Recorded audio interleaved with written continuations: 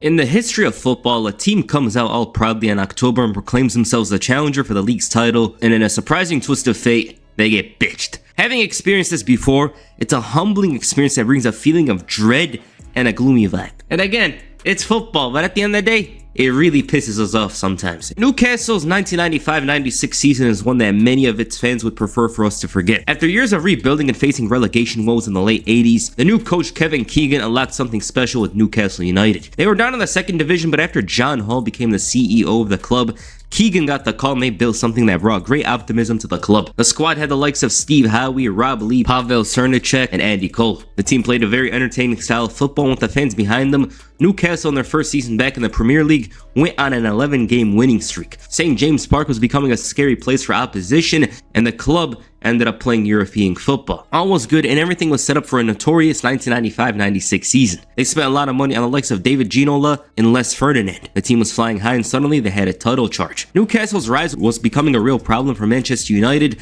and the rest of the Premier League. It got to the point where at the end of January, Newcastle was 12 points ahead of United.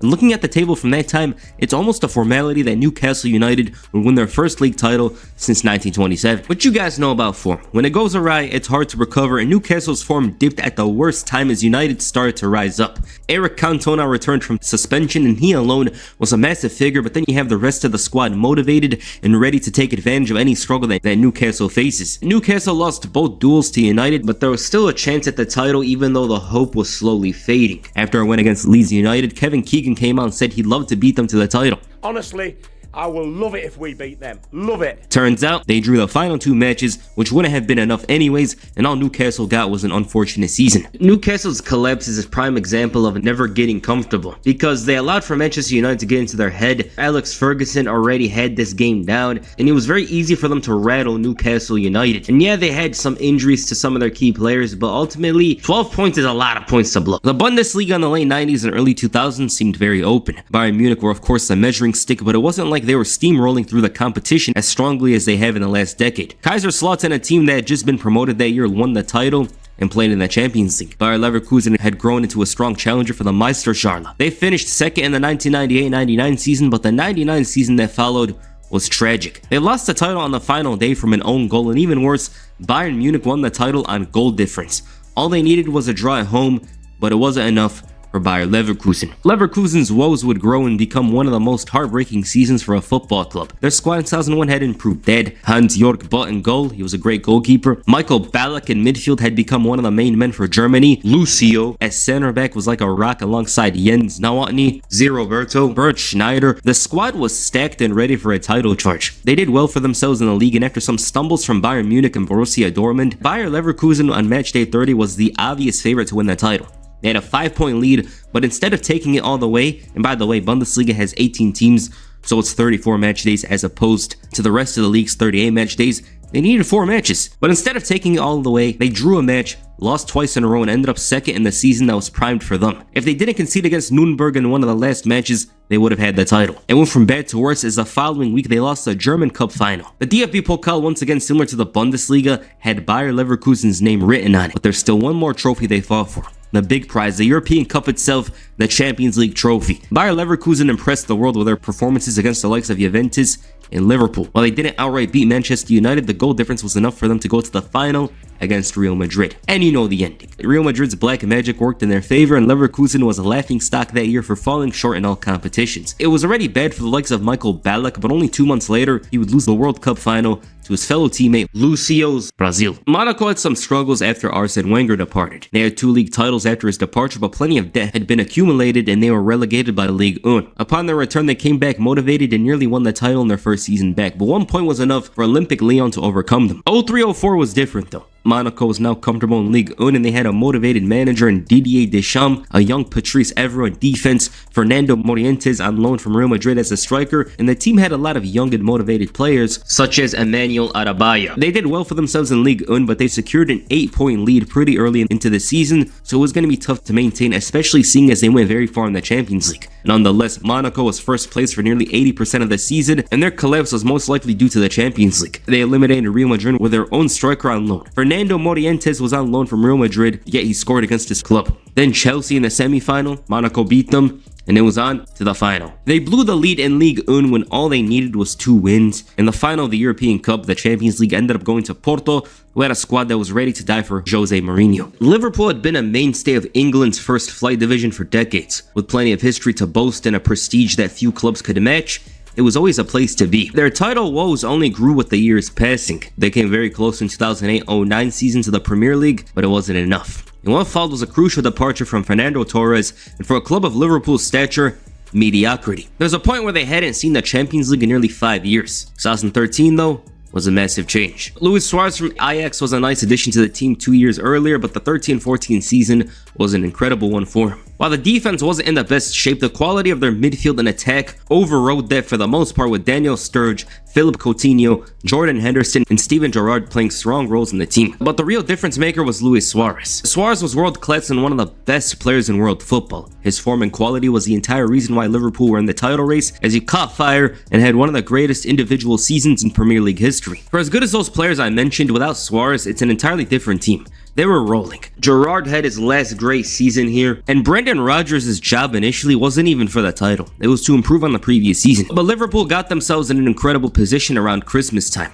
leading the Premier League. It was a tight race and Liverpool dropped points twice between January and April. They thumped Arsenal, Manchester United, Tottenham, and when the big battle against City came, Liverpool actually overcame them, but they left the battle with a huge deficit. Jordan Henderson got a straight red card and was banned for 3 matches. The pressure was on and Steven Gerrard came out and assured everyone that it won't slip away for them. And you guys know what happened.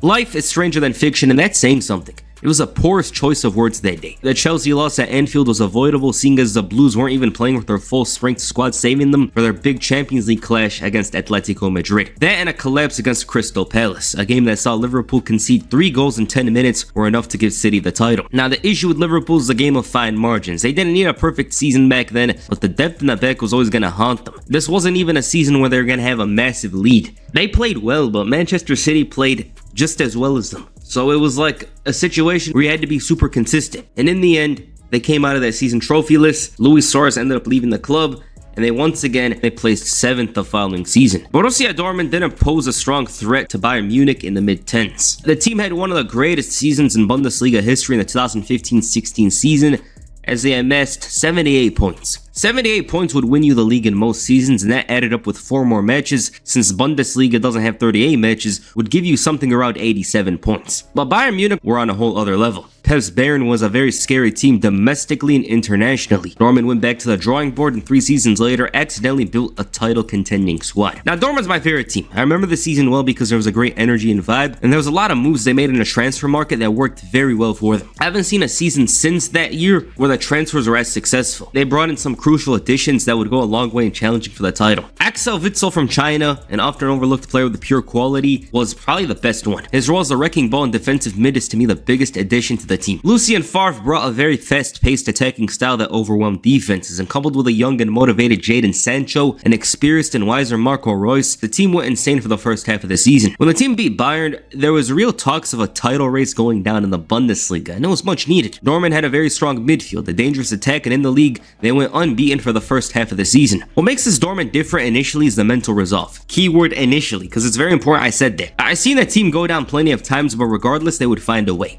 whether it's home or away. Dortmund were the winter champions with a strong 9-point lead over Bayern Munich. 9 times out of 10 when you're the winter champion, you win that title. But then Dortmund had probably the worst collapse in this entire video. They drew 3 consecutive matches, with one of those being a match where they conceded 3 in 15 minutes at home, and it was a horrible display. And before you knew it, Bayern were back on top. Now, the team did have some injuries, especially to the best player of the team, Marco Reus, but these matches were all winnable. Munich was still inconsistent and handed BVB the top spot on matchday 27, but then came the derby. Schalke were a broken team that season, but Dortmund's mentality was even worse. They led at home, then proceeded to concede and have 2 of their players get sent off. That was the day the title was lost. I remember that day very well, April 27th, 2019. Personally, I thought we deserved it, but if you're not there at the finish line at the end, do you really deserve it? It was a very fun and entertaining team, but they had some hurdles to deal with, and in the end, Dortmund lost the league by 2 points, with their match against the sworn rivals being the death knell. This is one of the biggest bottlings, one of the biggest mental collapses I've seen while working on this video. It's just one of those. Arsenal had a rebuild go down for several years. I've heard the term rebuild ever since I could remember, but they put their full trust in Mikel Arteta. It wasn't pretty initially, but he got some points for getting them the FA Cup trophy. Champions League was getting closer and closer with every season, and slowly they were building a squad. Martin Odegaard, Bukayo Saka was becoming a more prominent player. William Saliba was a rocking defense, and the pieces were coming together. Arsenal's 2022-23 season was a bit of a surprise. You would expect Liverpool and City to battle it out again,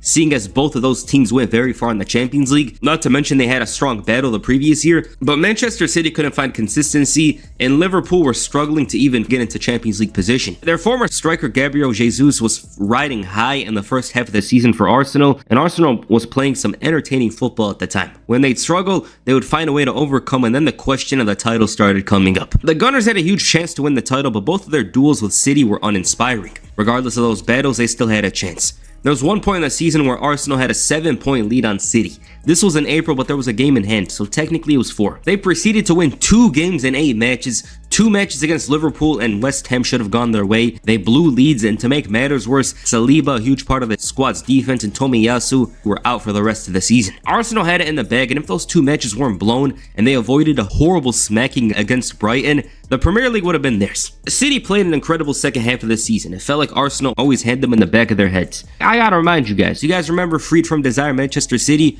That team was scary and would find some very odd ways to win a match. It's a huge collapse. You know, like, no matter what you say, like, yeah, Arsenal had some injuries. Oh, players got injured. That happens all the time, but the fact that they couldn't get it over the line and blew leads in matches they were winning tells you that Manchester City was a much bigger mental problem for them. Yeah, I actually wanted Arsenal to win it that season just because I wanted to see a different champion. I remember they were talking about some treble, you know, the FA Cup, the Europa League, of course the Premier League, but those hopes were dashed quick, and once they went out to Sporting, things just didn't bode well for them in the Premier League. The most recent example of blowing a tremendous lead comes with Ajax. The club has found some struggles in recent years, and it got so bad that the club was playing Conference League football at one point. They haven't had their hands on the league title in 3 seasons. Erik ten Hag's departure along with a number of key players sent the club into a spiral. This season seemed like a positive as Ajax actually had a massive advantage and lead with the squad. PSV Eindhoven actually lost hope in a title after their loss to Ajax in March, to the point where Luc de Jong, the club captain, surrendered. You never hear something like this. Not the surrendering part, but what follows. They proceeded to go on a winless streak and concede a 99th minute goal to Groningen, who were down 10 men. That's a horrible sight to see. 9 points up to match day 28. All they had to do was not blow a 9-point lead in the next 7 match days. The worst part is that their former coach Peter Bosz mastered a comeback of epic proportions to make this a notorious season for Ajax. They were humbled and embarrassed by Nece. Failed to beat Sparta Rotterdam, who fell victim to PSV on the final match day. Ajax has returned to the Champions League, but with the way the season went, it's not exactly an achievement to be proud of when you had the title in your hands in the 98th minute only a couple of weeks earlier. This might be the worst example of a title charge being blown. These guys blew the lead after they beat their title rivals. Alright, that does it for this video. If you enjoyed it, we'll definitely do a part 2. We could do Man U 97-98. We could do something from Serie A. I'm sure there has to be some sort of league blown, some obscure leagues around the world. We could do a lot of stuff. So I hope you guys enjoyed this video. I'll be back with another one very soon. Peace. I'm out.